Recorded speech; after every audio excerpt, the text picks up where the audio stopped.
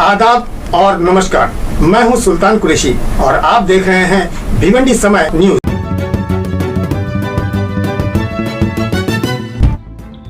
निसार भाई, ये बताइए कि कल से भिवंडी शहर में एक बड़ी तेजी के साथ मामला चल रहा है विलास पाटिल को लेकर, कांग्रेस पार्टी को लेकर, दयानंद चौगे साहब को लेकर। आने वाले इलेक्शन जो है वो किस तरीके से होना चाहिए और उसका क्या रुझान हो जाएगी, आप क्या कह सकते हैं? जो टिकट का बंटवारा हुआ है, दयानंद चौगे को टिकट मिल गया कांग्रेस का, क्या बोलना चाहिए इस पर? देखो, एक बात जो ऐलान हुआ टिकट का, उसमें एक बात ऐसी समझ में आई कि जो ये फैसला हुआ चौरगे साहब के ताल्लुक से, तो ये बात समझ में आई कि हरियाणा में कांग्रेस इलेक्शन क्यों हारी। ये बात एकदम सिद्ध हो गई, क्योंकि चौरगे को हम लोग तो कितने भी तो पॉलिटिकल लाइन के इतने नहीं है, लेकिन भले 10% हो, तो 10% होने के बाद मेरी आज तक उससे चौरगे से मुलाकात नहीं हुई। हमेशा मैं पोस्टरों में कभी देख लेता था, जब इलेक्शन आवे या कोई ऐसा मामला हो तब तो मैं देख लेता था, लेकिन उस ताल्लुक से जो है कभी ऐसी मुलाकात का कोई सिलसिला नहीं आया। तो मेरे समझ में आया कि कांग्रेस हरियाणा में इलेक्शन क्यों हारी, क्योंकि बीच में मैंने एक न्यूज़ भी सुना था, उसमें अंदर ऐसा बताया गया कि वहाँ पे हरियाणा के अंदर एक लेडी को टिकट दिया गया केसी वेणुगोपाल के बोलने पर, और केसी वेणुगोपाल की जो कैंडिडेट थी उसको हरियाणा की इतनी अच्छी लाइन चल रही थी, उसके अंदर सिर्फ उसको 8000 वोट मिला। ऐसे ही 15-20 के करीब हरियाणा के अंदर कांग्रेस ने कैंडिडेट निकाला, आई बात समझ में, और इलेक्शन हाथ से निकल गया।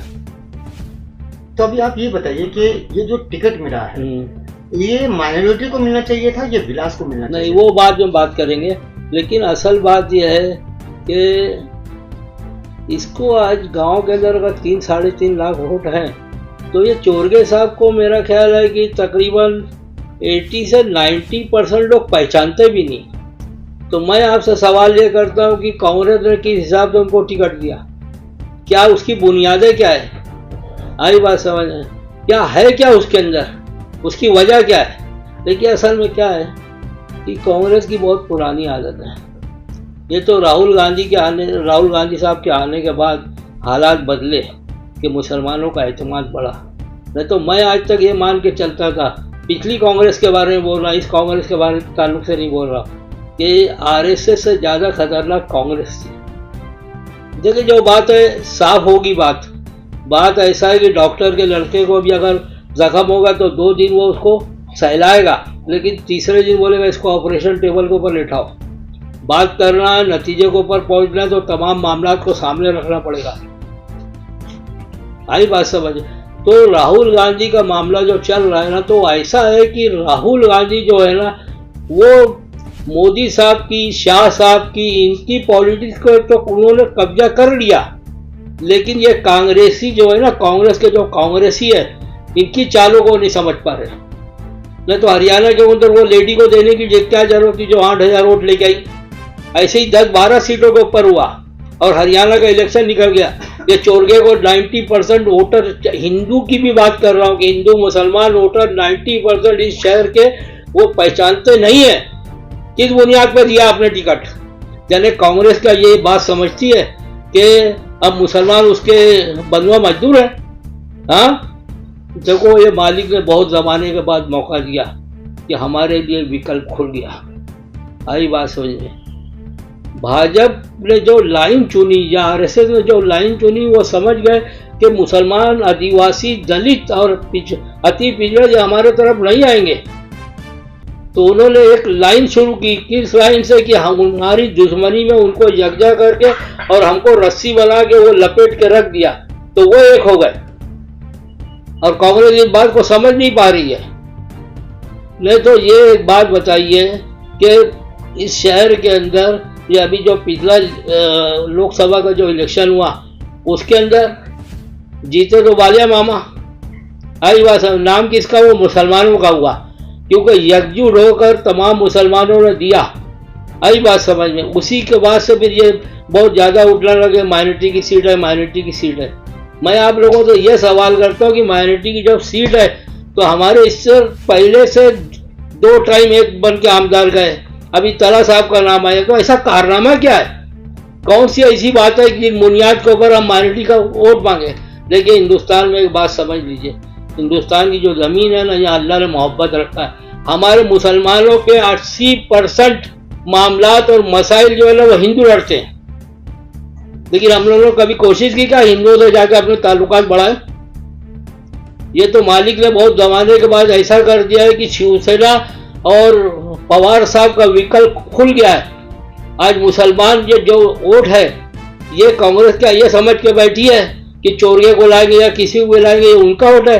ये किसी का वोट नहीं, ये हमारा कौम का वोट है, जिसको हम चाहेंगे हमारे मफादात के हिसाब से, हमारी पॉलिसी के हिसाब से, दलितों को लेके, मुसलमानों को लेके, पिछड़ी अति पिछड़ी जातियां जो है हिंदुस्तान की तरक्की के लिए जो चीज़ ज़रूरी है उन तमाम को लेके चलेगा, उनका मुसलमानों का वोट है।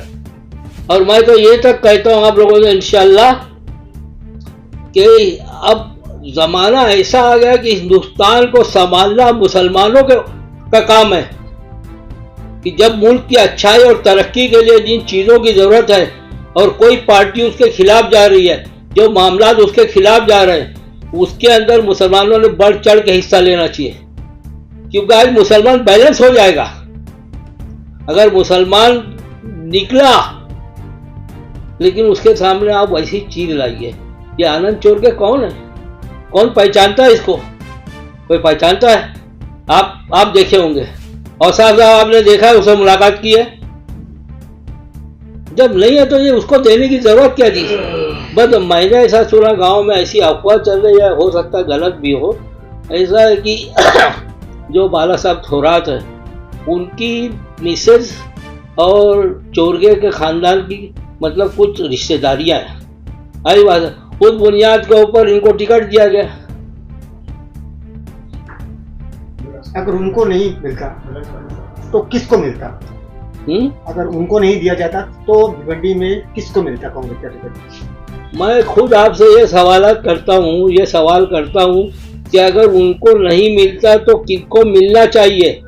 आप बोलिए ना, आप लोगों के जहन में क्या, आप भी तो शहर के अंदर रहते हैं ना, आपका क्या बोलना है? माइनॉरिटी को मिलना चाहिए या गैर मुस्लिम को मिलना चाहिए? देखिए एक बात समझ लीजिए, मेजोरिटी में जो ये माइनॉरिटी जो करते हैं ना, माइनॉरिटी करने का मतलब यह है कि माइनॉरिटी के अंदर कौन ऐसी शख्सियत है, ऐसी पर्सनालिटी है जो इलेक्शन लड़ने के काबिल हो? बताइए ना, एक बताइए, कोई मुस्लिम कैंडिडेट ऐसा है? कोई मुस्लिम कैंडिडेट आप मुझको बताइए ऐसा है क्या कि जो यहाँ और मुसलमान खड़े होंगे, जो मुस्लिम और डैमेज होगा वो हिंदू कैंडिडेट या मुस्लिम कैंडिडेट गैर मुस्लिम लोगों से? आज इतने खतरनाक माहौल चल रहा है, जहर हालत फिदा हो गई है, हिंदू मुस्लिम का इतना चल जाता है इलेक्शन के अंदर, तो कोई मुस्लिम कैंडिडेट हिंदू का वोट ला सकता है क्या?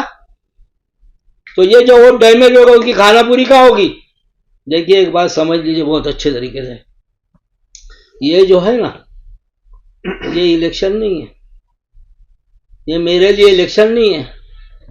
जैसे इससे पहले मैंने बाले मामा से सवाल किया था, हमारी मीटिंग हुई थी, तो मैंने कहा कि ये आप बोलते हैं कि ये ऐसा ऐसा ऐसा, बोला ये इलेक्शन आपका नहीं है, ये इलेक्शन हमारा है। एनआरसी से आपका क्या ताल्लुक है? मैंने पूछा था बाले मामा से, एनआरसी से आपका ताल्लुक क्या है? शाहीन बाग से आपका क्या ताल्लुक है? वक्फ बिल से आपका क्या ताल्लुक है? हाँ, ये मॉब लिंचिंग का आपसे क्या ताल्लुक है? ये मसाजिद, ये मदारिस, मकाबिर, इससे बाले मामा का क्या ताल्लुक है? और अगर कोई भी गवर्नमेंट आएगी तो उससे गैर मुस्लिम के ऊपर क्या असरात पड़ेंगे? लेकिन तमाम असरात हमारे ऊपर आने वाले हैं, हमको झेलना पड़ेगा। मैंने पूछा था उनसे, देखिए साहब आपने जो ये सवाल किया है ना, ये सवाल सिर्फ मेरे अकेले के लिए नहीं है, ये पूरे कौम का सवाल है, और भी जो दूसरी कौमें यहाँ आबाद हैं, जो इससे मुतासिर हैं, जो फिरका परस्त ताकों से जो परेशान हैं, ऐसे तमाम लोगों से, गैर मुस्लिम हजरात से भी मेरी बातचीत चल रही है कि भाई ये तमाम मामलात है और उनको भी इसका साबका है। देखिए एक बात समझ लीजिए, मुसलमान जो है ना, वो अल्लाह की रहमत से वो उसका ईमान है कि मेरे तकदीर में जो लिखा है मैं भूखा नहीं मरूंगा, आई बात समझ। लेकिन गैर मुस्लिम हजरात के लिए ये बात नहीं, आज बेरोजगारी उनके लिए सबसे बड़ा मसला है। आज तमाम बच्चे पढ़ लिख कर माँ बाप ने अपनी जायदादें बेच के बच्चों को पढ़ाया और बच्चे आज सड़क के ऊपर घूम रहे हैं, कोई उनके पीछे मतलब यानी कोई नौकरी नहीं है। जब ये तमाम नौकरियां नहीं है उनके लिए तो बेइंतहा मसाइल है ना। हमारे लिए तो बहुत सी चीज़ों पे हम किनात कर जाते हैं कि जो मुकद्दर में है, लेकिन उनके सामने ऐसे मसले तो हमको गैर मुस्लिम हजरात से भी बात करनी है। अपने शहर के जो उलमा हजरात हैं, जो उमायदीन शहर हैं, आई बात समझ में, जो हालात को समझते हैं, अच्छे लोग हैं, उनसे मशवरा करके एक ऐसा रास्ता निकाला जाए जिससे फिरका परस्त ताकतों को हम शिकस्त दे सके, ये कहना है हमारा। तो अभी आइंदा चंद दिनों के अंदर इसके मामले में बात होगी। लेकिन कांग्रेस को भी एक बात समझ लेना चाहिए कि ये वोट कांग्रेस का नहीं है, ये वोट हमारा कौमी वोट है। आई बात समझ में। आज तक यही बंधुआ मजदूर की तरह जो मुसलमान कांग्रेस को वोट देता रहा, लेकिन अब शिवसेना के भी रास्ते खुल गए। आई बात समझ में। उद्धव जी ने साफ कहा है कि हमारा हिंदुत्व जो है वो रोटी पकाने वाला, किचन चलाने वाला, हमारा घर जलाने वाला हिंदुत्व नहीं है। वो रास्ते भी हमारे लिए खुले हैं। पवार साहब का भी रास्ता है। आई बात समझ में। तो उन रास्तों में भी चलना चाहिए। कांग्रेस को ये समझना चाहिए कि मुसलमान का वोट आपके लिए फिक्स नहीं है, जो आप हमेशा मादी के अंदर ये समझ के चलते रहे। दिवाली के इस शुभ अवसर पर SBC इंटरनेट सर्विस प्राइवेट आपके लिए ले आए हैं खुशखबरी, दिवाली धमाका। जी हाँ, 3 महीने का 50 Mbps का अनलिमिटेड प्लान सिर्फ 1599 रुपए में, जिसमें fibre installation, free to use WiFi router बिल्कुल मुफ्त होगा न्यू कस्टमर के लिए। और इसी प्लान को अगर आप 1 साल की ले लेते हैं तो आपको 1599 रुपए की बचत होगी, यानी कि 6400 रुपए का प्लान सिर्फ 4799 रुपए में। आप किसी को रिफर करते हैं तो आपको भी मिलेगा 3 महीने का रिचार्ज बिल्कुल मुफ्त। देर किस बात की है, इस मौके का फायदा उठाए और दूसरों के साथ अपना भी रिचार्ज करवाइए। दिए गए नंबर पर कॉल कीजिए और दिवाली से पहले नंबर 1 इंटरनेट सर्विस देने वाला SBC नेट घर ले आइए। स्क्रीन पर दिए गए नंबर पर कॉल कीजिए या विजिट कीजिए भिवंडी सेकंड निजामपुर खिजरा रोड, खिजरा मस्जिद के सामने।